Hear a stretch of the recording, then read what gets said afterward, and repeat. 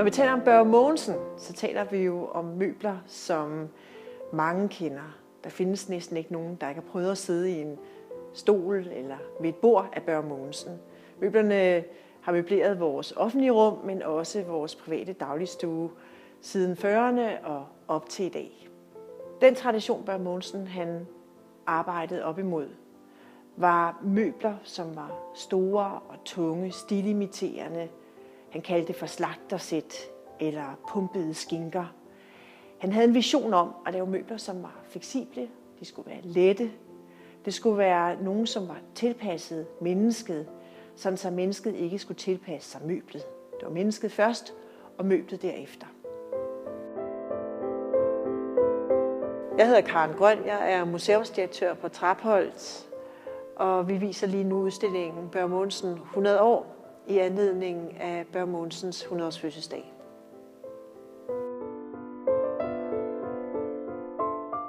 Den skole, Børge Mogensen han bekender sig til, det er Kåre Klints Møbelskole, som bliver etableret i starten af det 20. århundrede på Kunstakademiet. Og her uddanner vi de møbelmagere, som vi kender i dag, som den gyldne alder for Danmark.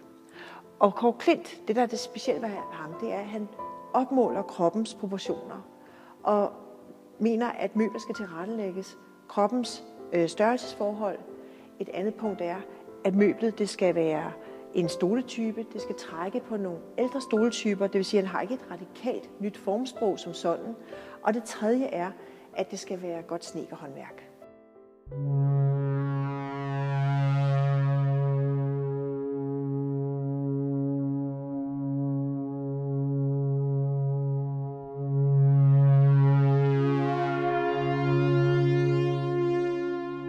Nej, det kan jeg sgu ikke, det kan jeg ikke sætte ord på. Det må man bare mærke.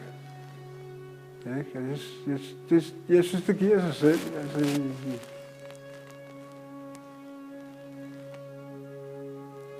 men det har en utrolig ro over sig.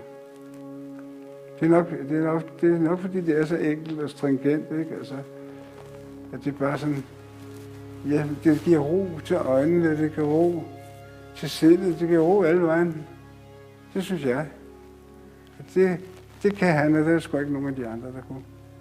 Jeg mener.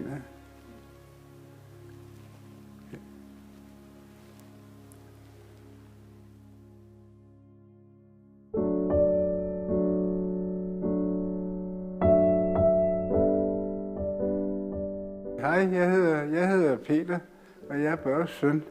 Og jeg har drevet tegnestuen lige siden han døde. Og jeg er flyttet herop for et år siden, fordi vi solgte huset på Soløsevej, og så var der ikke nogen steder, vi kunne gøre tegnestuen. Så synes jeg, det var det eneste rigtige at flytte den herop. Og jeg har også selv ønsket mig at bo her i mange år. Ja, denne her del af huset er tegnet i 1969 af min far i virkeligheden. Og hvis I kigger på stenene her, så er der ikke en eneste sten, der er flækket. Alt går op. Og det kan jeg lige love for, det var sgu lidt at arbejde for det til at gå op. Fordi det er jo både udvendigt og indvendigt, det er jo ikke pudset nogen steder. Og det her, det er så tegnestuen, som Børge, han ville jo flytte herop, fordi at han havde fået møbleret for meget på Soløsevej. Der var en båd før, så han kunne jo ikke proppe det eneste møbel mere ind. Og han brugte jo sit hjem som sit laboratorium, som han sagde, ikke? Så han kunne simpelthen ikke proppe det eneste møbel mere ind. Så sagde han, jamen så laver vi noget nyt. Og så kom han jo fra egnen herop, og Åge Lauritsen, som var en møbelfabrik, som lå over i Ålestrup, han havde fundet det der gamle stuehus, og det købte Børge så. Og så byggede han her tegnestuen, men han nåede aldrig at bruge den. Så blev han syg, og det er faktisk først nu, at den bliver brugt. Den har aldrig været brugt før nu. Men han havde jo lige glemt at gøre plads til tegningerne. Så jeg har 4.000 tegninger, der har gemt ud i det gamle virtuelle rum. Der er jo ikke plads til tegninger. Hvor skal de være henne?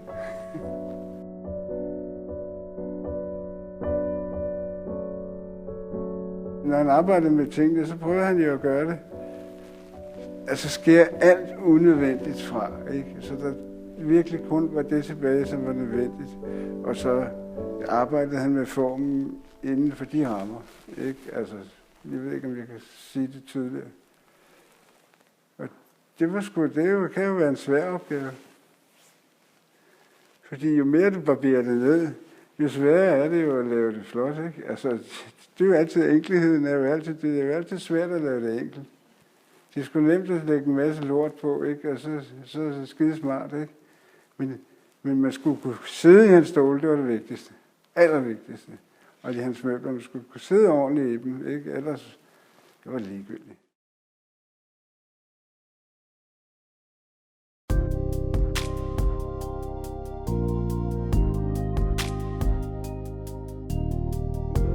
I udstillingen der har vi valgt at lave en præsentation af samtlige deltagelser i Snedkerlavs årlige udstilling.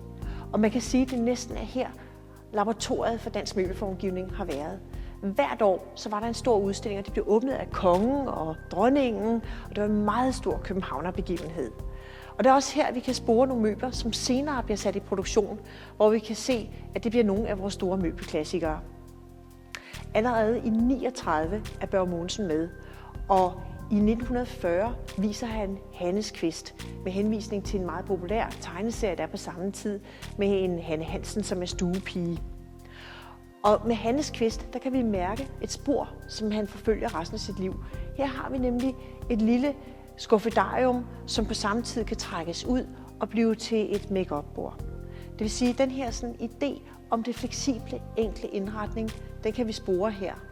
Og 2 år efter, der bliver han også ansat ved FDB, hvor han bliver ansat til simpelthen at etablere et møbelprogram med henblik på at lave fornuftige møbler til det unge fornuftige hjem.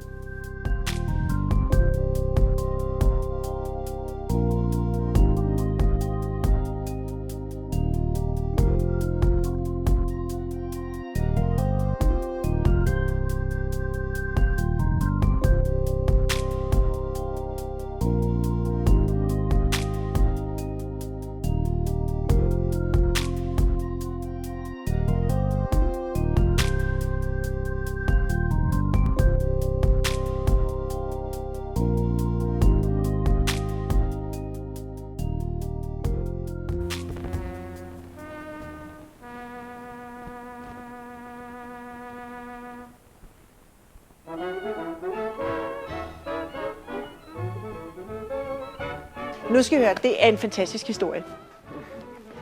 I 1942, der på Sten Ejler Rasmussens anbefaling, ansætter man på FDB Børge Mogensen som manden, der skal lede arkitektkontoret. Og det, der er hans opgave, det er at etablere et møbelprogram, som skal være til det danske folk. Og den type møbler, man er interesseret i at få skabt, det er møbler, som skal kunne sælges igennem de 2.000 FDB-butikker, der er fordelt over hele landet, til de 400.000 medlemmer, der er af brugsforeningen.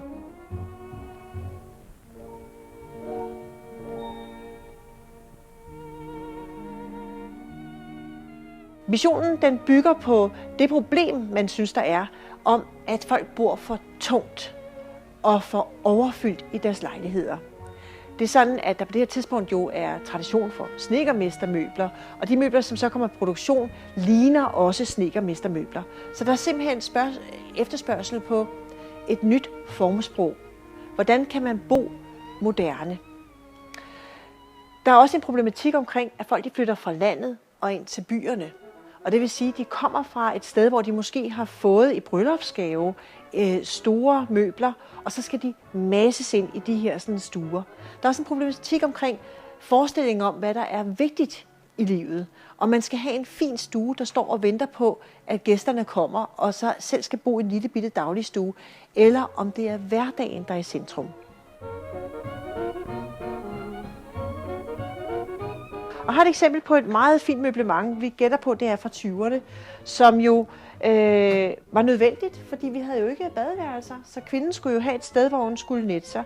Men det her store møblement, det fylder jo rigtig meget, hvis man bor i en lille lejlighed. Så det, som Børge Morgensen finder på, det er en anordning, hvor han for eksempel her har en lille kommode. Og det, man så kan, det er, at man kan trække den øverste skuffe ud i kommoden. Og så har man et fint skrivebord, hvor man kan sidde og lave regnskaber. Og når så konen skal have sin makeup på, så kan vi trække et lille spejl ud, og så kan hun sætte sig til rette og trække sine make-up-sager ud i de små skuffer og gøre sig i stand. Pakke det væk igen. Lukke skrivebordet.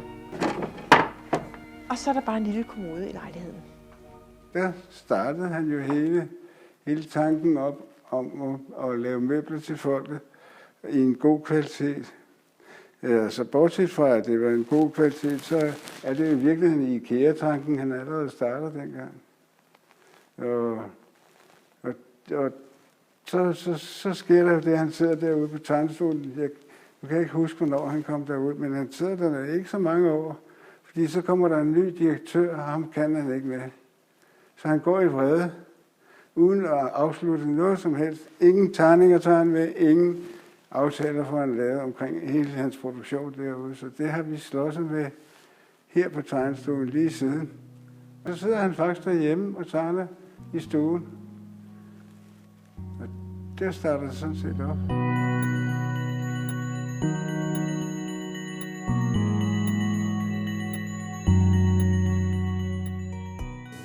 Mit navn er Thomas Graversen. Jeg er ejer af Fredericia Furniture, tidligere Fredericia Stolfabrik. Min far, Andreas Graversen, havde et meget tæt samarbejde med Børge Mogensen fra 55 og frem til Børge Mogens død i 72. Min far, Andreas Graversen, endte som forretningsfører for en af FDB's butikker i Aarhus, som jo på det tidspunkt solgte møbler tegnet af Børge Mogensen. Og det var i slut 40'erne, start 50'erne. Og derigennem der havde han lært Børge Mogensen at kende, og havde også forstået, hvad man sige, hans tankegang bag de møbler, han lavede. Og var meget fascineret af i det hele taget klientskolen og den stramhed, der var i designet dengang. Men min far, han synes, det var meget mere spændende at komme på den anden side og være med til at skabe møbler og producere dem. I 55 sker der så det, at Fredericia Stole- og Polstermøbelfabrik, som det blev kaldt på det tidspunkt, var kommet ud i meget store økonomiske vanskeligheder. Skæbnen var sådan, at min far han havde samme bank som Fredericia Stolefabrik, og bankdirektør Søndergaard havde sikkert for mange penge i klemmen, så han ville meget, meget gerne have, at den her virksomhed ikke skulle lukke. Og derfor så spurgte de min far, om han kunne have mod på at prøve at drive den videre. Og så sammen med ham på en eller anden måde få genrejst virksomheden. Ja, altså det har jeg så sjovt nok fået at vide af min bror i går. Jeg vidste ikke selv, så jeg ringede til ham. Jeg vidste godt, at Andreas Graversen, han opsøgte Børge. Og så kom det samarbejdet i gang på den måde. Men nu har jeg den rigtige historie, som min bror fortalte mig i går, som min mor har fortalt ham. Hun har aldrig fortalt mig den, men han opsøgte dem simpelthen på deres lejlighed, i deres lejlighed i Hostrup Save. Og så trak han min mor ud i køkkenet, og så sagde han, du må få ham til at sige ja, du må få ham til at sige ja, ellers tør jeg ikke købe den nye fabrik. Sådan kom det i gang. De to, Andreas og Børge, startede så et meget, meget tæt samarbejde. De var begge to fra Limfjordsegnen. De var begge to afsindigt stedige. Noget, som kendetegnede dem begge to helt ude i hampen, det var deres ønske om at lave tingene i de bedste materialer.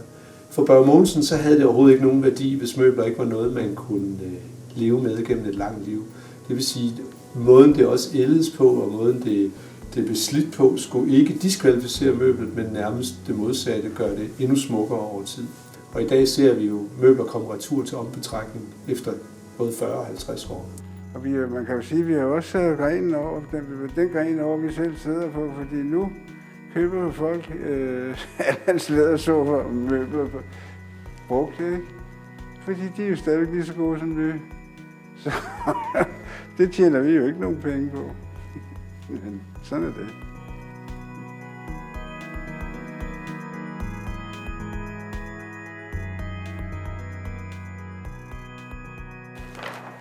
Så bare se, nu bliver bordene fyldt op lige om gang. Hvad er det her så? Ja, så her har vi så... Den er måske meget sjov at vise, den her.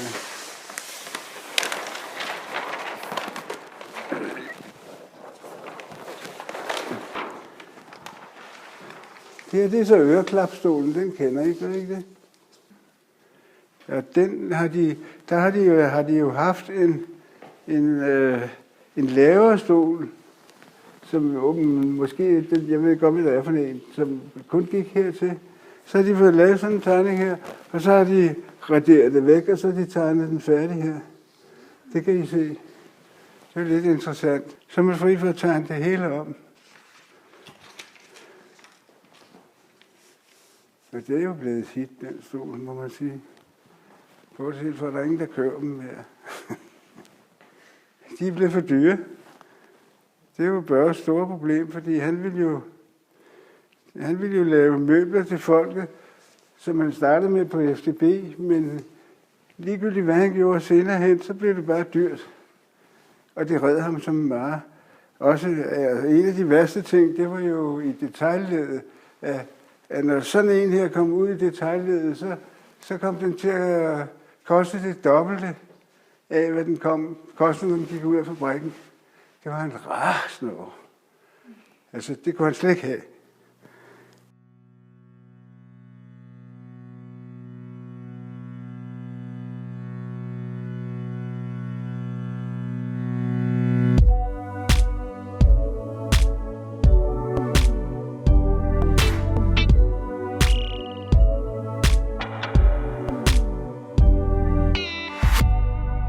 For Børge, der var det brugsgenstande.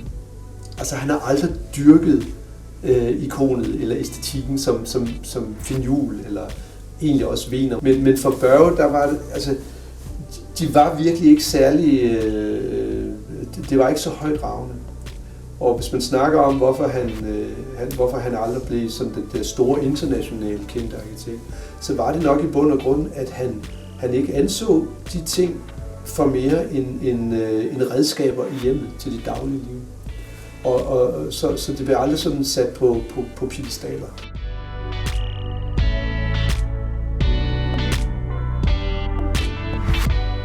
Børge Mogensen selv havde også en vision og en forestilling om at forandre den danske dagligdagsbolig.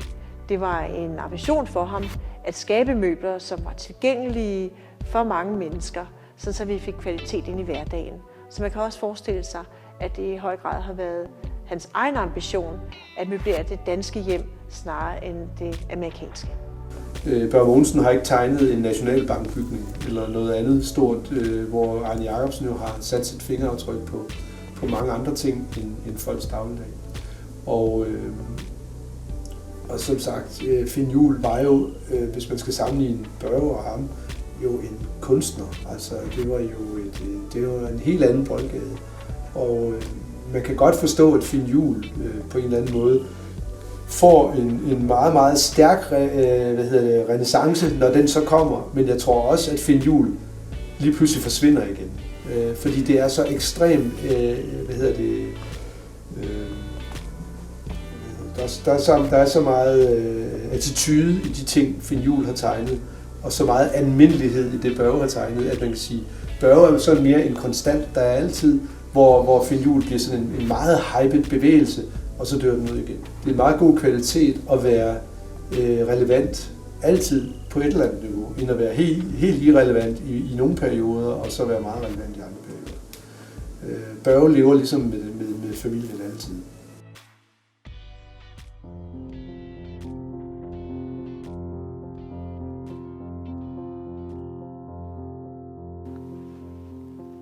Det helt særlige ved Børge Mogensen er jo, at han ikke er så særlig. Det er næsten som om, at det at vide, hvad der er Børge Mogensen, det er så stor en del af os alle sammen, fordi vi har været i det, vi har siddet i Børge Mogensen. Men det er ikke møbler, som taler så højt i sig selv. Og man kan næsten sige, at Børge Mogensens møbler er så usandsynligt godt lavet, at de for nogen nærmest kunne blive usynlige. Møblerne står i manges hjem, og I foråret 2013, der lavede vi simpelthen et open call, hvor vi bad folk om at sende fotografier fra deres hjem ind til Trapholt. Vi var interesserede i at se, hvordan bor vi med Børge Mogensen? Hvordan har vi indrettet os? Og utrolig mange mennesker sendte museet fotografier af deres hjem. Og når man sammenligner fotografierne, så går det igen, at når vi så bor med Børge, så bor vi med plisserede skærme, med lyse tekstiler og med moderne abstrakt kunst. Så har man Øresundreoler, og man har stole fra Fredericia Stolefabrik, og man har mange bøger, kunst og kunsthåndværk. Så det peger også på, at Børge Mogensens møbler for alvor slår igennem for den spirende middelklasse, for den middelklasse, som får en uddannelse, og som også er interesseret i ikke bare møblet, men måske også at komme bag om møblet. Den idé, der er om møblet, som der også ligger hos Børge Mogensen. Det er ikke folk, som er interesseret i møbler, som skal prale af den velhaverisme. Det er møbler, som praler af ikke at prale. Fortællingen om Børge Mogensen og hans møbelprogram for folket, det står ikke alene. Hele FDB's vision og forestilling om, at møbler kan være en del af en social forandring, det er en del af en større bevægelse. Man kan tale om den modernistiske bevægelse. Og den har ligesom to væsentlige punkter, man skal holde sig for øje. Det ene handler om en hygiejneforestilling, om at man kan nærmest lave en social forandring ved at få folk til at bo bedre. Kåre Klint, han måler kroppen op. Det gør Le Corbusier også. Le Corbusier er en af de vigtigste tænkere, arkitektoniske tænkere i det 20. århundrede. Og laver nogle forestillinger om, at vi kan indrette nogle bedre boliger ud fra nogle modernistiske principper, hvor folk kan bo fornuftigt i bomaskiner. Le Corbusiers Model de Man, som han hedder, er vigtigt at se i sammenhæng med, at FDB's projekt også kommer op i 1940'erne. Så det er en del af en større international forestilling om, at mennesket ved at bo bedre og mere fornuftigt også bliver mere rationelt selv.